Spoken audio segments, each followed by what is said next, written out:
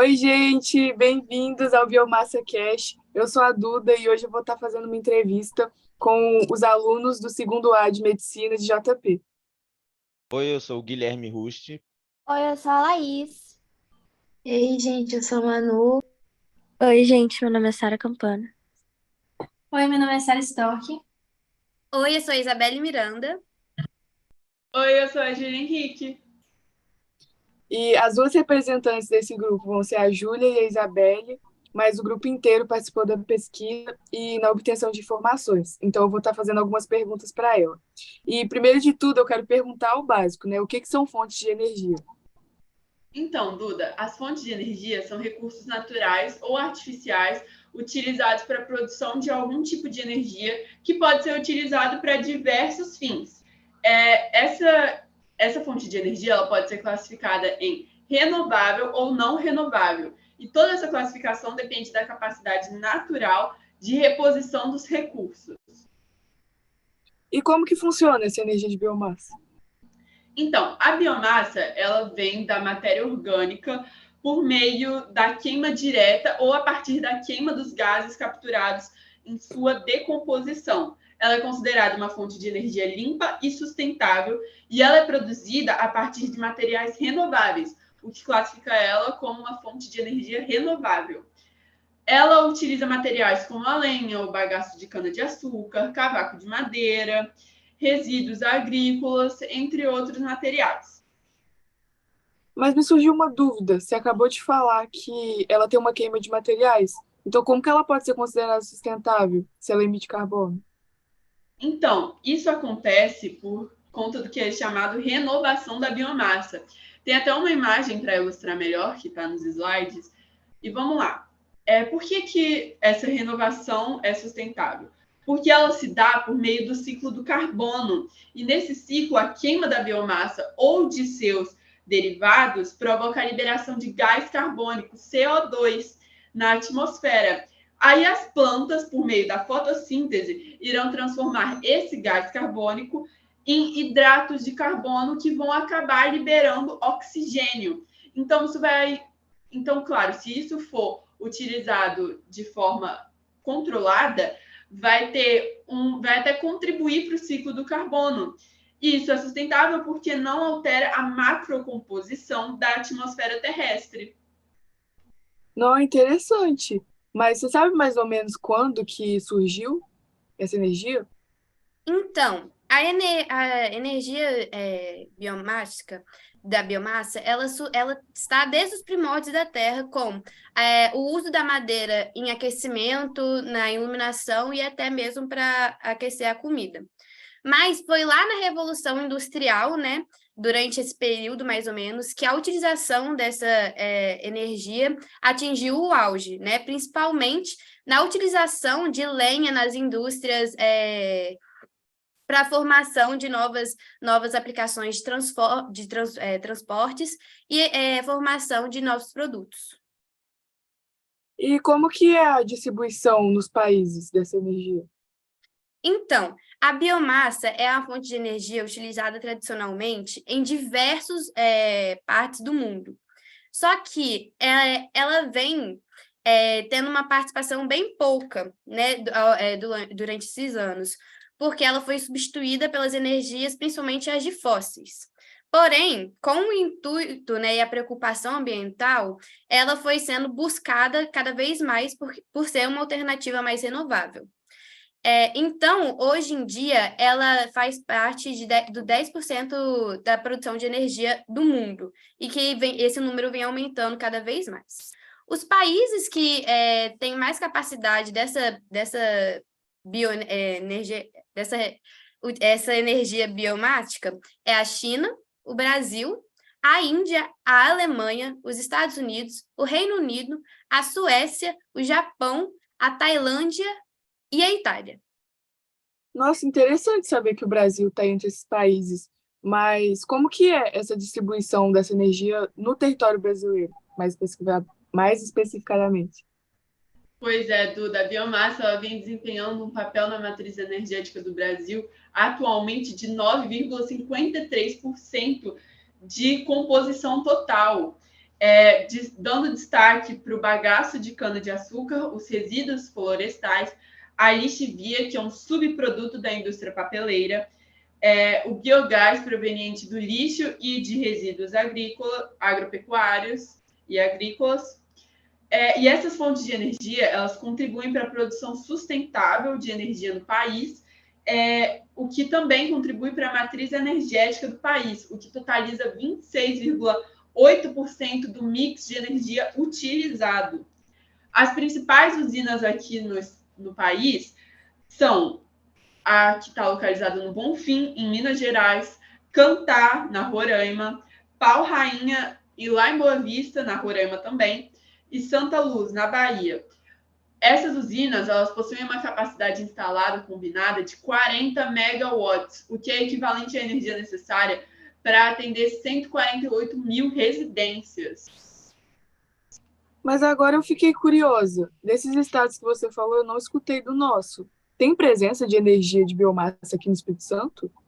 Tem sim. No Espírito Santo, a geração de energia por meio de biomassa, luz solar e combustíveis fósseis, por exemplo, já são equivalentes a 288,4 mil quilowatts, né? O suficiente para abastecer praticamente 3 municípios com um consumo médio de 100 megawatts. Numa das frases citada por Marina Silva sobre os maiores empreendedorismos em termos de capacidade energética, ela cita que o Espírito Santo é um estado com bastante potencial em geração de energia limpa. Também, conforme isso, no último levantamento da Agência de Regulação dos Serviços Públicos, a ARSP, em 2020, 8,2% da produção de recursos energéticos no Brasil são provenientes de fontes renováveis, principalmente a lixia, a derivados de cana-de-açúcar e da hidráulica. E quais são as vantagens dessa energia?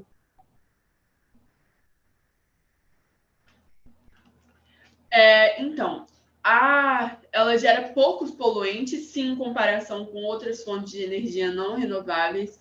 É uma fonte de energia renovável, como a gente vem sempre, como a gente já havia falado. Apresenta um menor risco ambiental, também sim, em comparação a outras. E é uma energia de baixo custo. E, por ela ser uma fonte de energia renovável, ela possui uma elevada capacidade para reaproveitar os resíduos orgânicos. E também, como ela é uma fonte de energia sustentável, ela não colabora para a intensificação do efeito estufa, o que também é ótimo. Nossa, então ela tem muitas qualidades, mas ela tem algumas desvantagens também? Tem sim. Ela apresenta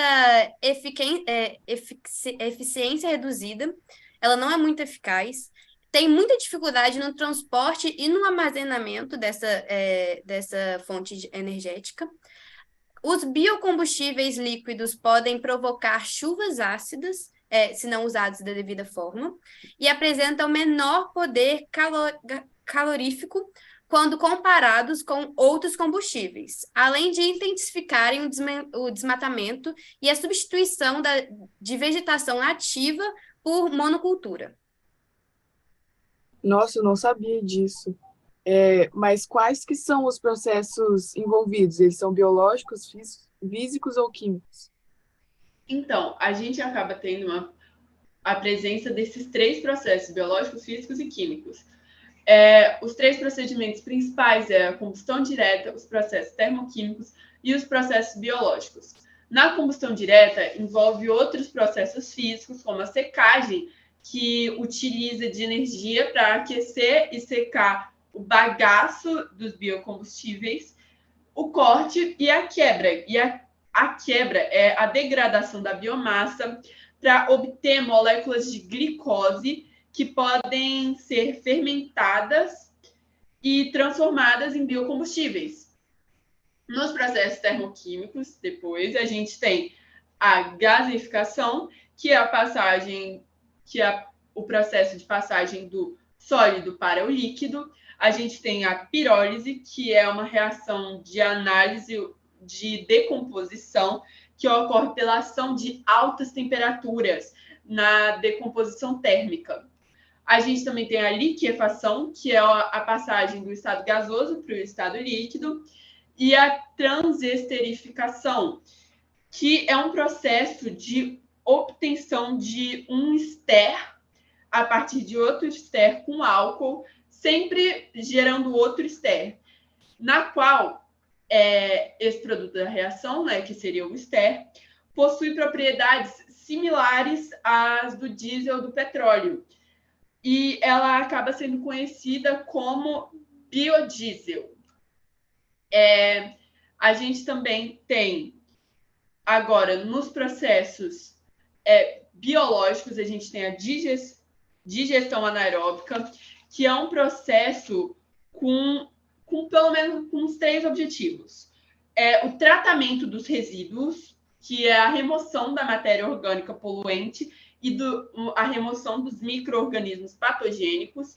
E a gente também tem uma produção de biogás e a produção de biofertilizantes mais estáveis.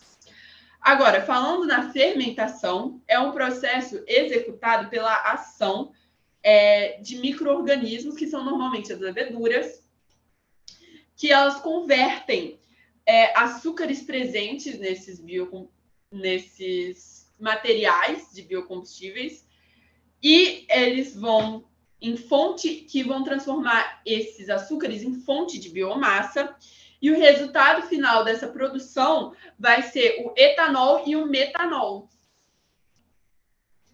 Nossa, interessante saber disso, porque quando a gente olha para a palavra biomassa, a gente acha que só tem processos biológicos, né, envolvidos.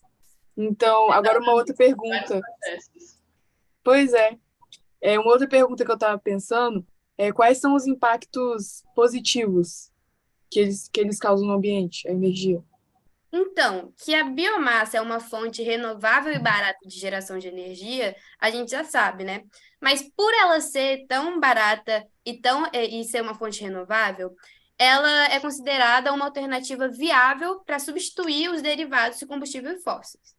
Ela também, na produção da energia da biomassa, né, faz parte do ciclo do carbono, como a Júlia já explicou para a gente. Por isso, ela é natural e renovável, né? Por causa desses impactos positivos, ela se compara a energias não renováveis. E os impactos negativos?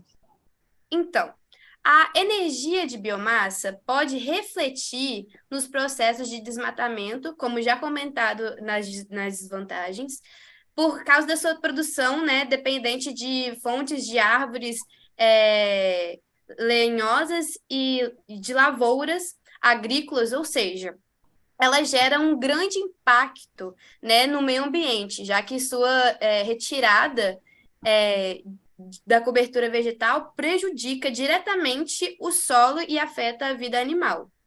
Além disso, a rápida remoção de florestas podem fazer com que algumas fontes de biomassa deixem de ser renováveis, já que o tempo de reposição dessas formações tende a ser longo. Outro impacto é causado pela dificuldade de armazenamento, já citado antes, da biomassa sólida e o fato dessa fonte de energia ser menos produtiva quando comparada a outras fontes.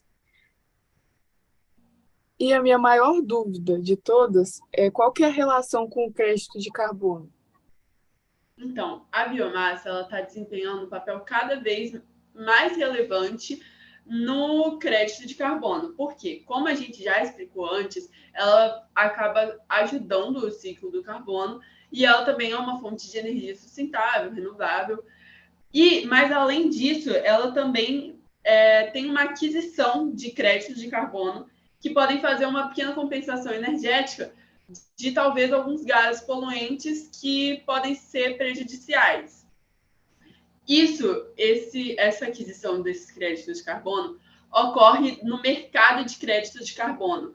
Como que é isso? Esse mercado ele permite que empresas e pessoas compensem as suas emissões de gás que intensificam o efeito estufa comprando créditos gerados por projetos de redução de emissões e também captura de carbono, o que ajuda a conter o aquecimento global e as mudanças climáticas e também garante uma vida melhor para as futuras gerações. Então, resumindo tudo, a biomassa é um papel de destaque já na descarbonização do setor de energia, porque ela ajuda no ciclo do carbono, como a gente já falou várias vezes, mas ela também faz a aquisição de créditos de carbono. E, além disso, nos últimos anos, a gente observa um avanço tecnológico na modernização das caldeiras de biomassa, o que está contribuindo ainda mais para a economia de baixo carbono. Porque essas caldeiras, atualmente, elas estão sendo projetadas para promover uma queima mais eficiente, mais ainda eficiente do combustível, que aproveita ao máximo a energia com o mínimo de geração de gases poluentes. Ah, tá. Agora ficou tudo mais claro na minha cabeça. Vocês sanaram todas as minhas dúvidas. Então é isso, gente. Esse foi o nosso podcast. Eu quero muito agradecer a turma que veio aqui falar comigo hoje. E é isso. Muito obrigada por assistirem.